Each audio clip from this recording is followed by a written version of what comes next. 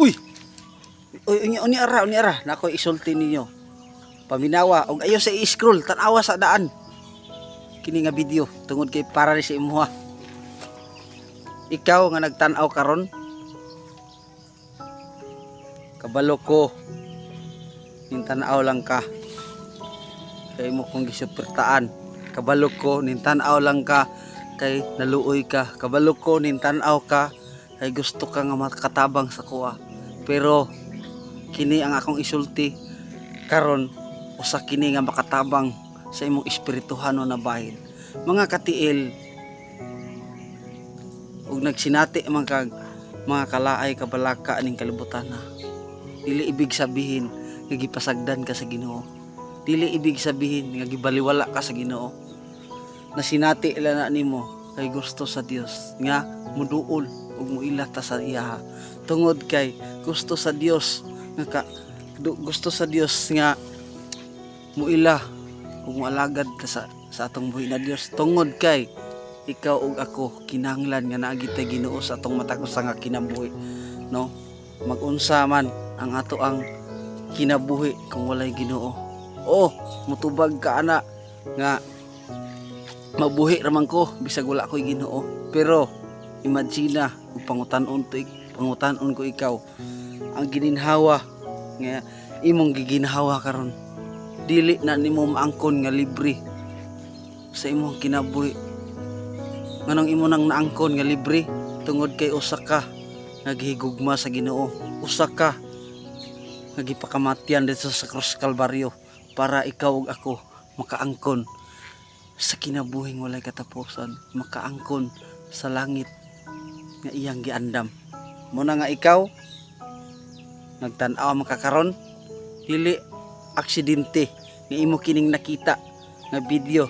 No, although ang nakita ninyo, ang nagsulti ninyo, bati para sa inyong pananaw, pero bahala na basta ang importante ang pulong ang pulong nga wala sa akong baba. Dili wala na ko di na sulti tungod lang para sa kuha.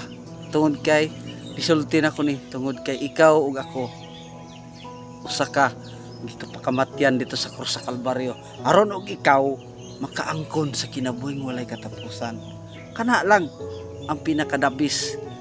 Mag-unsa man ning dato ta ning kalibutana, mag-unsa man ning kita ang pinaka milyonaryo aning kalibutana, kung wala kay Ginoo sa imong kinabuhi, sayang ra kayo, no? Tungod kay walay tao nga mulahutay aning kalibutana, kita tanan mamatay ta.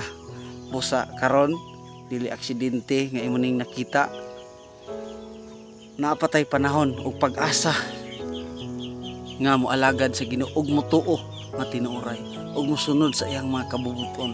Tungod kay maunay gusto sa Dios nga ato nang buhaton. Tungod kay ang langit nga iyang giandam para na sa atoa ug sa imuha. Ikaw nga nagtan-aw karon,